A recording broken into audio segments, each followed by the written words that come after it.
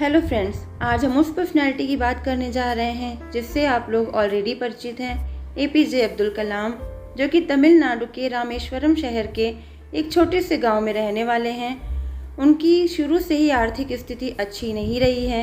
उनके पिताजी भी बड़ी मुश्किल से ही घर का गुजर बसर करवा पाते थे। वो नाव चलाते थे और नाव चलाकर शाम तक जो भी कमाई होती थी उसे अपने परिवार के भरण पोषण के लिए इस्तेमाल करते थे। पूरे दिन की इतनी मेहनत के बावजूद वो सिर्फ 2 वक्त की रोटी का ही इंतज़ाम कर पाते थे। बाकी कुछ पैसा वो अपने बेटे की पढ़ाई के लिए रखते थे, जबकि पढ़ाई का माहौल घर में कभी नहीं रहा। लेकिन एपीजे अब्दुल कलाम की लगन और मेहनत को देखते हुए उनके पिताजी हमेशा चाहते थे कि कलाम साहब आगे निकल जाएं, पढ़ें लिखें, कुछ बन के दिखाएं। इतनी मेहनत और इतनी लगन सिर्फ कुछ ही लोगों में दिखाई देती है, जो कि पिताजी ने महसूस की।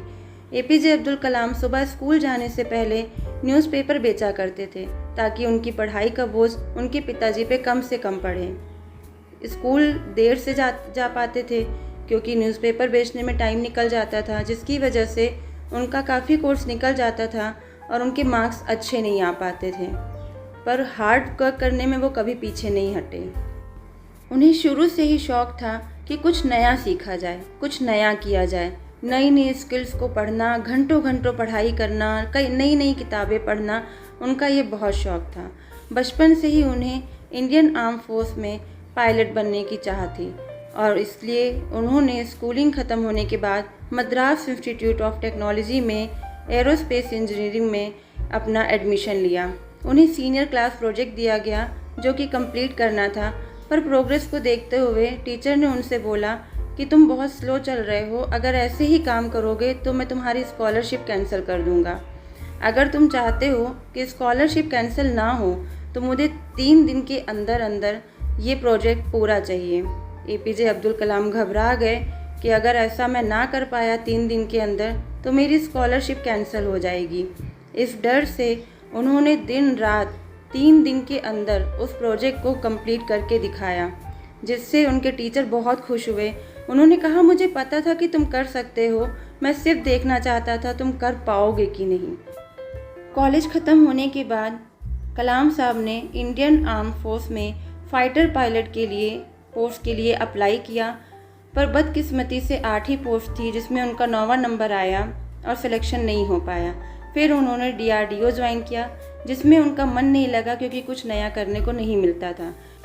फिर उनकी मुलाकात इसरो के फाउंडर विक्रम साराभाई जी से हुई, जिन्होंने उनकी कड़ी मेहनत को देखा और उनकी नई नई स्किल सीखने की क्षमता को देखा और उन्होंने उन्हें जॉब ऑफ़र की।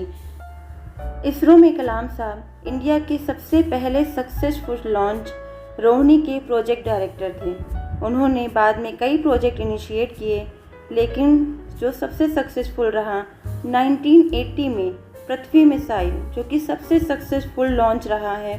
उसके बाद नासा ने भी उन्हें अपने यहाँ पे जॉब ऑफ़र की, पर उन्होंने ठुकरा दी क्योंकि उन्हें था कि उन्हें कुछ नया करना है। उनके लीडरशिप के अंदर इंडिया को सबसे बड़ी कामयाबी तब मिली जब 1998 में इंडिया ने सीक्रेटली सारे न्यूक्लियर बॉम्ब टेस्ट करके इंडिया को सारी दुनिया के सामने एक न्यूक्लियर पावर डिक्लेयर किया और उसके बाद उनका रुतबा ऐसा बढ़ा कि पूरी दुनिया में उन्हें मिसाइल मैन ऑफ इंडिया के नाम से जाना जाने लगा। उनकी कड़ी मेहनत रंग लाई। सन 2002 में वो 11वें प्रेसिडेंट के रूप में हम सबके सामने आए और उनके विचार सुन के सब बहुत प्रेरित हुए।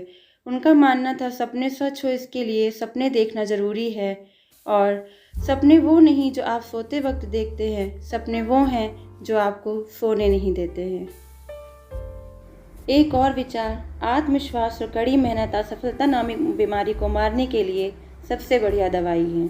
इसलिए अपने काम को अपने आत्मविश्वास के साथ कीजिए, हार्ड वर्क को यूज़ कीजिए, क्योंकि हार्ड वर्क ही आपकी सफलता के लिए सबसे ज़रूरी चीज़ है।